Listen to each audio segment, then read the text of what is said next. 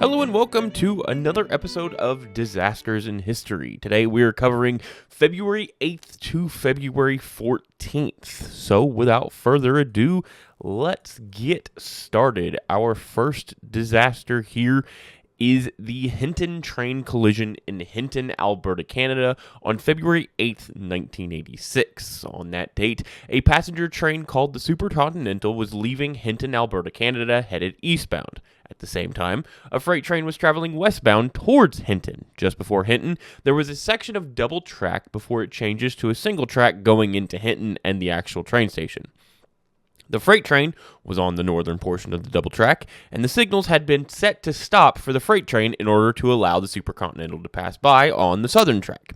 However, the freight train did not stop. In fact, the train never even slowed down, maintaining a speed of 59 miles per hour, 9 miles per hour over the speed limit at that point, and should have been down to 30 miles an hour because they had been warned to slow down. Obviously, they didn't. The freight train left the double track, and 18 seconds later, the lead locomotive of the freight train and the Supercontinental collided head-on. The crews in the lead locomotives were killed instantly, and diesel fuel from the locomotives burst into flames, setting the passenger train on fire. One freight car was launched into the air by the force of the collision and crushed a passenger coach, killing one person. In total, 23 people were killed in the disaster. The cause of the collision has never been conclusively determined. Neither train appeared to slow down at all before the collision, despite having been visible to each other for at least 20 seconds before the collision occurred. The engineer of the freight train was in extremely severe health, so it is believed he may have had a heart attack or stroke and was incapacitated at the controls. If this was the case, however, the dead man's pedal should have activated when his foot fell from the pedal, although it is possible that the engineer found having to continuously press down on the pedal tiring, so they placed a heavy weight on it. During the investigation of this particular disaster, it was found that many of the engineers of the locomotives were incredibly annoyed by the dead man's pedal, so they would find a brake or something incredibly heavy to put on the dead man's pedal so that they didn't have to keep pushing down with their foot manually. In addition, it is believed that they may have been distracted by something. Both trains. They don't know exactly what it was. On the actual freight train itself, one individual did end up getting into some minor trouble related to not paying attention and not applying the emergency brake and things like that, because he also had responsibility for paying attention to the actual signals, of which they completely ignored. And it's also unusual that both trains never slowed down. The Supercontinental never slowed down, and the freight train never slowed down. So this is one of those unusual things, and it obviously very clearly caused a major derailment. Our next disaster this week is Japan Airlines Flight 350. On February 8th, 1982, Japan Airlines Flight 350 took off from Fukuoka, Japan, en route to Tokyo, Japan, carrying 166 passengers and 8 crew members. As the flight was descending into Tokyo, the pilot, for unknown reasons, turned off the autopilot, pushed the controls forward into a dive, and brought the throttle down to idle in an apparent mass suicide attempt. The first officer and flight engineer realized what was happening and began wrestling with the pilot in an attempt to stop the plane from crashing. They were partially unsuccessful, and the plane crashed into the water about 1,700 feet short of the runway. The cockpit of the plane ripped off during the crash and separated from the plane. During the ensuing rescue efforts, the pilot was one of the first people to be rescued, but did not identify himself as such, instead as an office worker. It was determined that the pilot was suffering from paranoid schizophrenia and had suffered from hallucinations and other issues prior to the flight that had sent him to the hospital several times. He had been urged to see a psychiatrist numerous times by the company, and his wife and friends were concerned about him. In the end, the crash killed 24 people. The pilot was put on trial, but was found not guilty by reason of insanity. Essentially, they don't really know exactly why he brought the plane down, and they don't really know exactly what was going on, but he was eventually dismissed from Japan Airlines and not allowed to fly, although there had been several moments prior to this where they had basically said, hey, you shouldn't be flying because the paranoia and the hallucinations, but they still cleared him several times anyway, and it ended up leading to this disaster. Our next disaster is the Carnival Tragedy of 1823. On February 11th, 1823, approximately 110 boys were killed in a crowd crush inside the convent of the Minori Osservanti in Valletta, Malta. As there was a famine ongoing, the local convent was giving bread to boys of working-class families. At the same time, the festival of Carnival was ongoing on the island. The original plan had been to give the boys bread at the same time the Carnival festivities were ending to keep them away from the revelry and chaos of the parties so that there wouldn't be any problems. But because the mass prior to the distribution of the bread went an hour longer than expected, the boys ended up walking to the convent at the same time the Carnival festivities ended. As such, the crowd leaving Carnival realized where the boys were going and attempted to follow into the convent to also try and receive free bread. So many people jammed inside the convent, a crush began to form. At some point, the lamp inside the hallway you see next to me, where they had gathered, went out, and more people began to push. Several of the boys fell down a flight of 8 stairs, and their bodies blocked the exit and became stacked several feet high. So, if you're looking over here on our little image here, these are the stairs right here that they fell down. So, looking at this, if we change our color here real quick, we'll go blue.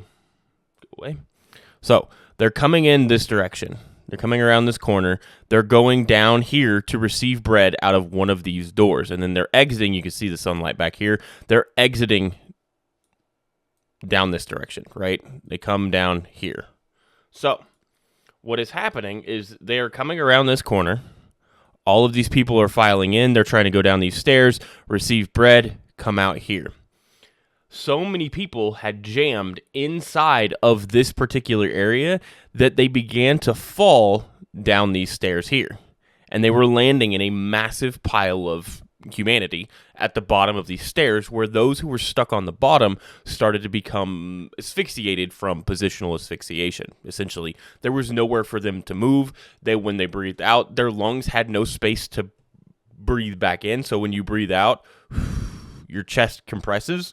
When you breathe back in, your chest expands. But when you're trapped at the bottom of a pile of people, when you breathe out and your space constricts, the weight on top of you pushes down to occupy that space that your chest has now given out. You've given up that space, so you've lost the area for your chest to be able to expand, and you can't get any air in, and you asphyxiate in that position.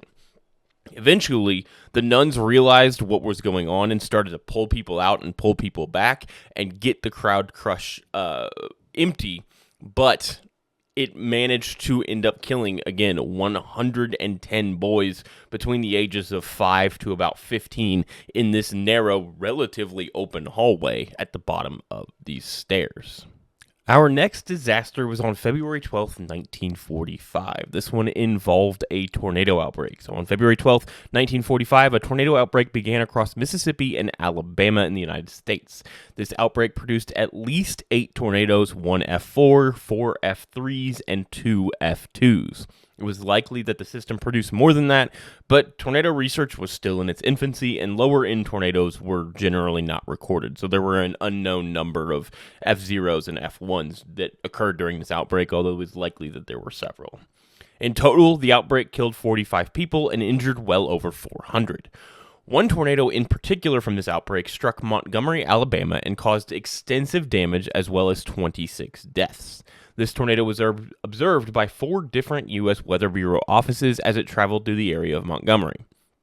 Because it traveled so closely to the offices, it was extensively documented, and air sounding was plotted associated with the storm. That's what you see on your right, my left.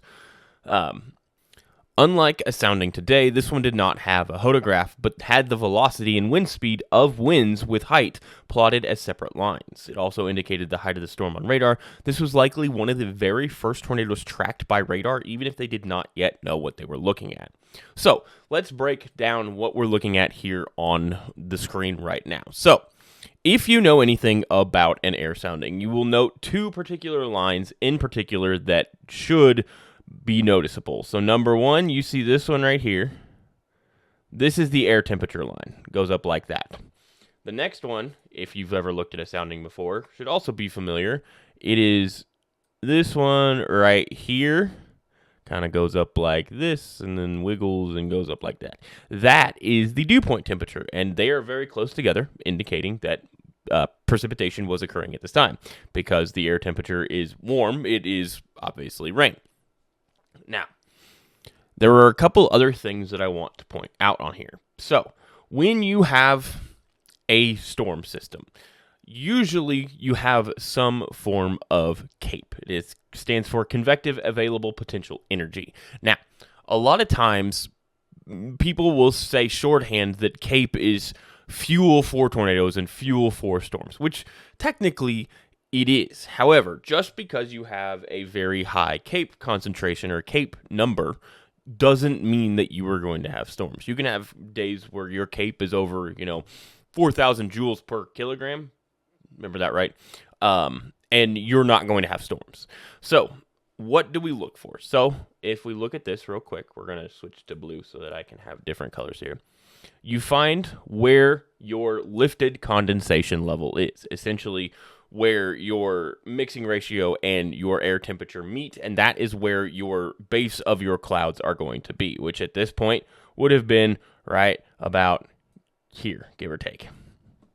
Okay, so you follow your dry adiabat right here. Your dry adiabat. Dry is not a word. Dry adiabat right here, because your assumption below the lifted condensation level is that your air parcel that you are lifting is essentially dry. So you follow that up to your lifted condensation level, and then from there, you follow the local moist adiabat, which on here it says wet adiabat, which is this dotted line right here.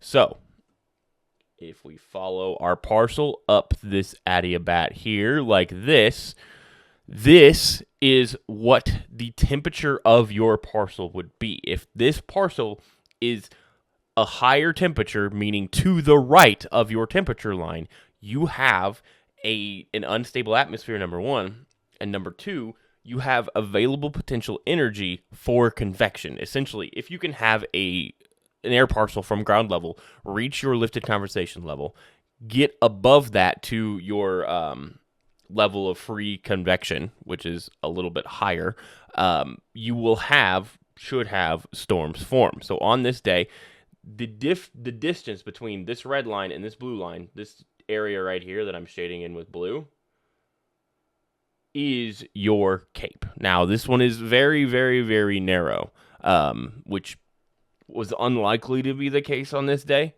If you look right here, this line is the actual surface temperature of Montgomery, Alabama at the time. The temperature that they took right here, this red one, this is from Lake Charles, Louisiana, which is southwest of Montgomery, Alabama by a pretty good distance.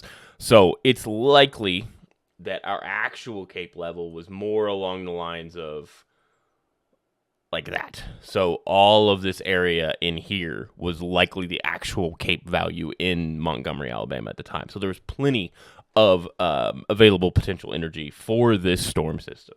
Now, the other thing that I want you to look at is over here on our left. So on a current air sounding, we have what is called a hodograph. Essentially, it is, here, I'm going to draw one real quick. So it looks like this. It is a bunch of circles like this. And then it will have, starting at the center, it'll go like this, and it'll have different colors as it goes up and all of that.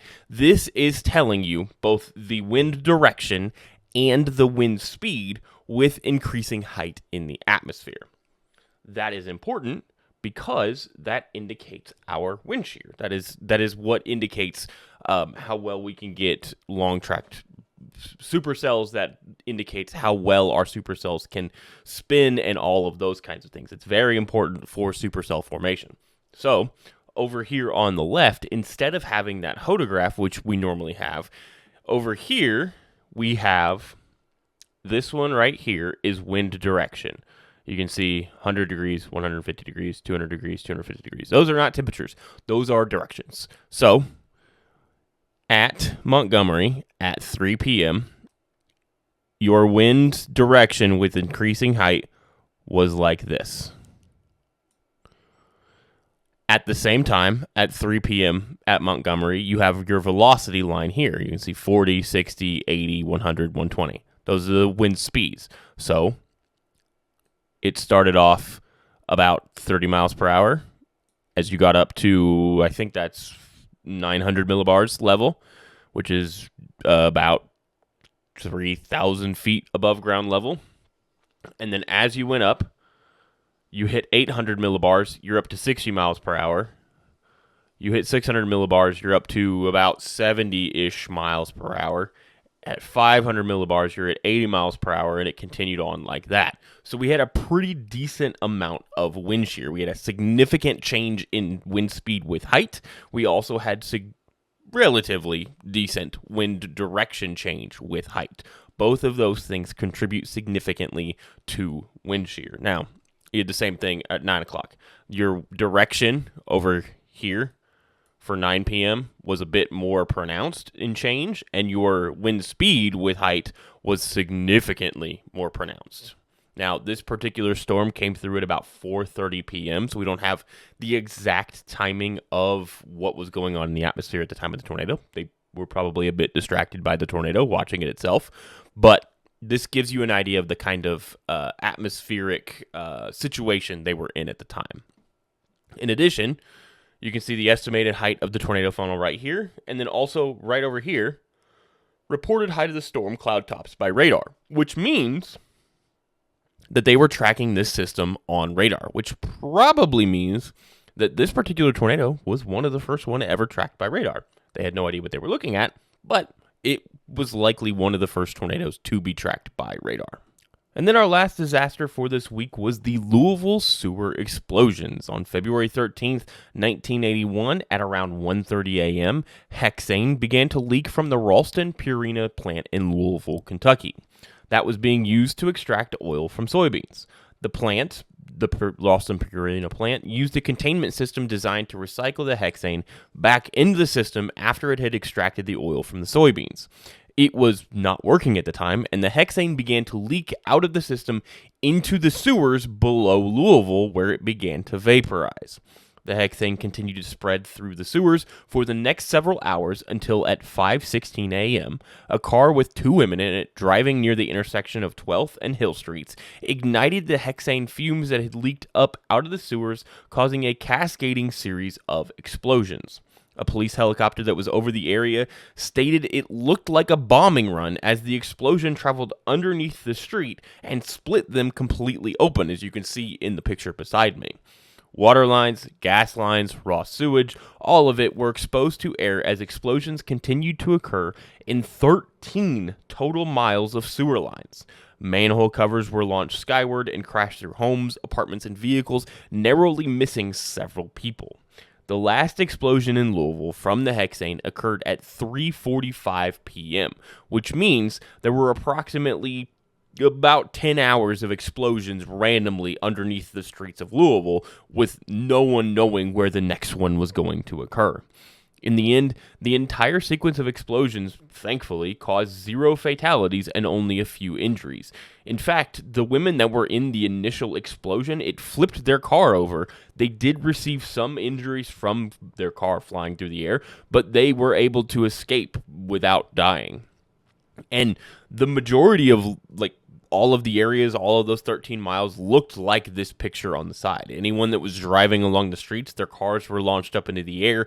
It caused massive holes in the ground. Several areas were without water and gas lines and sewage for months. There was one particular road that was split open 13 feet wide for 6 straight months before they could actually get it filled back in and then fixed. It is one of those things that was kind of a turning point for Louisville. There were a bunch of new laws that were put into place dealing with flammable chemicals and things like that. It really changed the face of Louisville. It was very close to the University of Louisville, which would have been a very bad day. Luckily, the initial explosion was so early in the morning, there were very few people out on the roads, but it probably was a very terrifying time to not know when the literal ground below you was going to randomly explode and launch everything skyward. And so with that, we've reached the end of this week's Disasters in History. I appreciate you all for being here, watching, listening. I appreciate you all. Please remember to like, subscribe, comment, do all those things. You're all adults. You know how YouTube works. So thank you guys so very much, and I look forward to making more.